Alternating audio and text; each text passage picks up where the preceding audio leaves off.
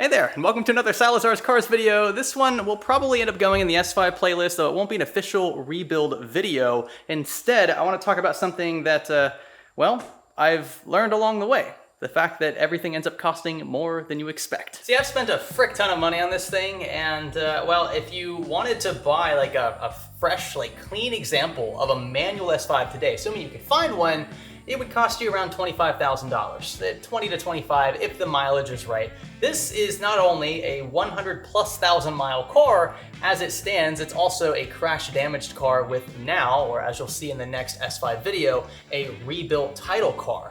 That means it's not gonna fetch as much as a clean one. Obviously, it's been in an accident, it's been repaired, mostly to spec, although I am still clearly a noob at some of this stuff. The cost, all in, as you're about to see, for this car has put me pretty darn close to the cost of a fresh, clean manual example. That makes zero financial sense, but I won't say that I regret any of it because I really love this car. It drives phenomenally, it sounds so cool, it's rare, and it's mine. I've built a lot of the front end of this thing. But I figured rather than turn this into a talking head video where I'm just awkwardly staring at the camera going over numbers, I'm gonna change the oil in my Colorado ZR2 here. This has been my trusty truck for a little over a year now. I've owned a few trucks, actually larger ones than this. I've settled on a mid-size. This thing has like a 6,000 pound towing capacity. It actually worked great for towing the S5 to its inspection, which again, you'll see in the next video. I feel like I'm teasing a ton of stuff in that one, but that is going to be like the finale, I expect. And the car should be ready to go by then. So I'm gonna change the oil here while I talk numbers with you.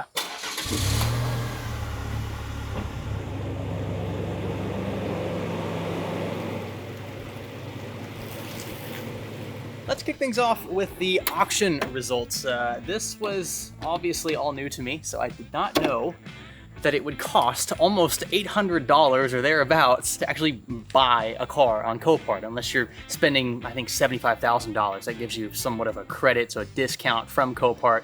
I bought the car for $3,200, but had to pay an additional $800 just because, and then I had to pay a little over $1,000 to ship it from Ohio. So I was all in the car $5,400 when it was all said and done, even though my bid winning price was $3,200. So the car arrives and I'm already thinking, I've just cooked a good portion of my budget, but it can't get much worse than that, right?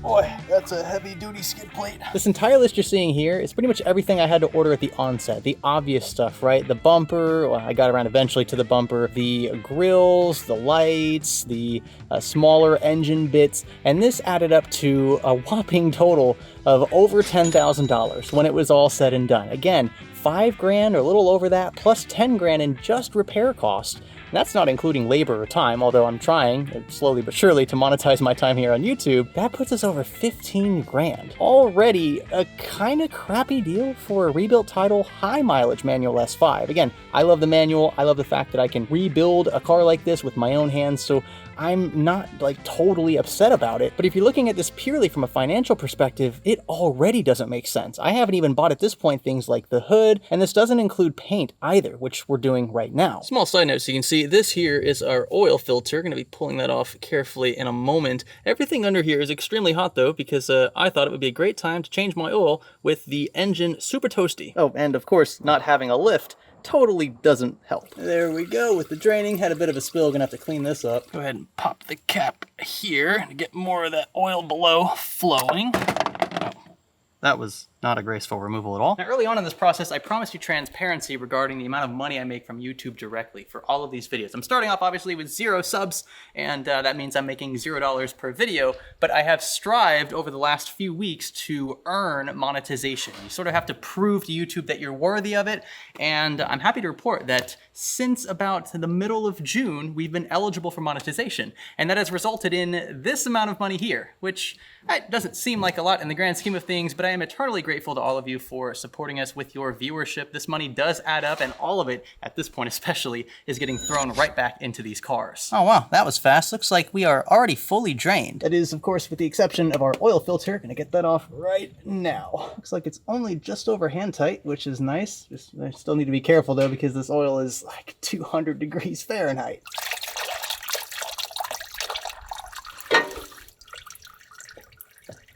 Next two items on the list, these would be new ones for you. The painting of the two fenders and the front bumper. Now, I don't have a cost for blending. I want the hood sorted out because we do have that small little dent in the hood. He's also a body guy. He said he could take care of that for me and respray over it. But I am all in right now on paint, $1,100, which I thought was a very fair price. It only took him 3 days to take care of everything, including sanding, prepping, priming, whatever painter guys do to get paint stuff taken care of.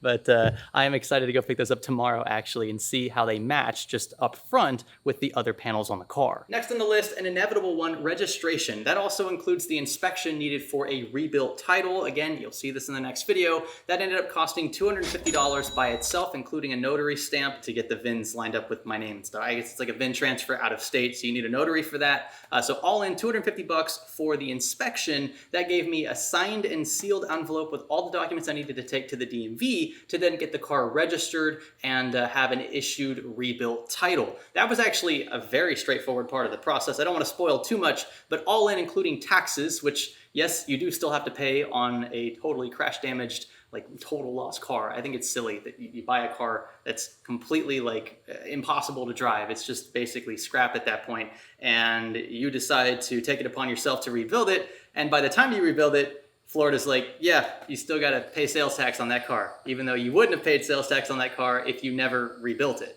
because you bought it out of state. And that means I had to spend an extra 500-ish USD to, have everything prepped on the registration side. So $500 plus $250, $750 all in just to get the car's paperwork in check. Get the plastic off this new filter, and of course, we'll be sure to lube up the O-ring. And since the filter in this car is installed upward, I can actually pre-fill it just a tad. I don't think it makes a huge difference. From what I've seen, and some other noteworthy mechanics in the field say that this isn't really necessary, but I'll do it just because I can. Just a tiny bit in there, and then we'll take some of this off the top.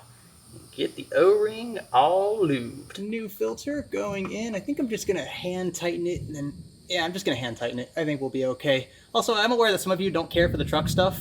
It's a car channel, okay? Let me have my moment. Also, pardon the thunderstorms, you know, hot summer afternoon in Florida. Whew. Alrighty, that also takes care of the drain plug. I'm getting too old for this. Now, for those who aren't aware, this is what a Colorado ZR2 engine bay looks like. It's just a 4-banger, 2.7 liters, so quite hefty displacement for a 4-cylinder engine, and makes really good torque. I think just over 400 foot-pounds with a single, probably like Chinese knockoff turbo, whatever Chevy tacked on there. One really cool thing about this engine, though, it has a dipstick. I feel like this is like the dumbest thing to be super happy about, but I will tell you what, this makes changing oil and giving peace of mind so much easier. Now, this book calls for 6 quarts of 5W30, of course, fully synthetic. I'm gonna give it 5 1/4 just to be on the safe side. Of course, we can check our levels very easily with the dipstick. I'm trying my best to get laminar flow here. This is very tough. Just checking underneath for any leaks. Looks pretty good, apart from the mess I made earlier. This here will finish off the first 5 quarts. Okay, and let's go ahead and check our level. Gonna clean this off first, and then reinsert it for a baseline at 5 quarts to start. Oh, that looks perfect. Okay, we only needed to add 5 quarts. That means we didn't actually remove all of the oil in this engine. Probably could have sucked a little bit more of it out, but I'd like the drain plug method. Whatever lingers is gonna get filtered by the fresh oil anyway. Go ahead and wrap the rest of this up. Secure the fill cap and get it to thread. Oh, there we go. Don't want to forget to resecure this metal cover. Yep, definitely getting too old for this. As far as oil changes go, that was fairly simple, and I love that about American trucks. Even modern ones, for the most part, there are a few exceptions. They are just easy. Their parts are cheap. It's easy to change the oil. That's how it should be. That's how it used to be. And I'm happy to see some companies are still holding on to that in some of their models.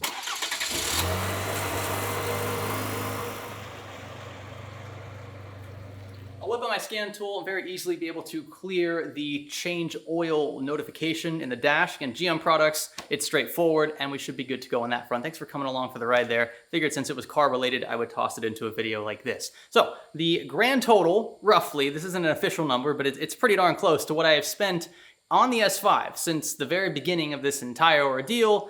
is roughly $20,000. I probably could find a few other small things I've purchased here and there that would push me over the 20K mark. That is not something to brag about. If you recall at the beginning of this video, I told you could find clean examples of B8.5s with manual transmissions, though they are very rare. It's only a few listed online currently, for anywhere between $20,000 and $25,000. Most of these also have lower miles than ours does, which again is somewhere around 140,000. That puts us in a very tough spot if we were to try to sell this and make any money on this project. I highly doubt I could recoup my investment, but that's okay. Some of you were a bit confused as to why we even jumped into this, given all of the costs we've incurred. It's because I want to keep this car. I love this car. Again, I've had two S5s before this. This with a manual transmission, the tunable V6 supercharged platform is sort of my budget dream car. I know this isn't a bare bones budget. $20,000 on any car is a substantial amount of money, but compared to some other things that I've gotten a chance to enjoy over the years, this is an affordable car that I could drive around town and not worry too much about. So there you have it. This build makes absolutely no financial sense, though I will say that even if I could get, I don't know, 10 or 12 grand for this thing, if I decided down the road to sell it, I think that the $8,000 or so delta that I've spent to rebuild this is well worth the knowledge I've gained, the experience I've gained from just the sheer hands-on work that I've done with this. It has been so fun, and I am grateful to all of you who have come along for the ride. I'm also excited to show you what this thing looks like in the next video, so be sure to stay tuned for that. Thanks so much for watching. The truck's good to go. The Audi's almost good to go. I'll catch you in the next one.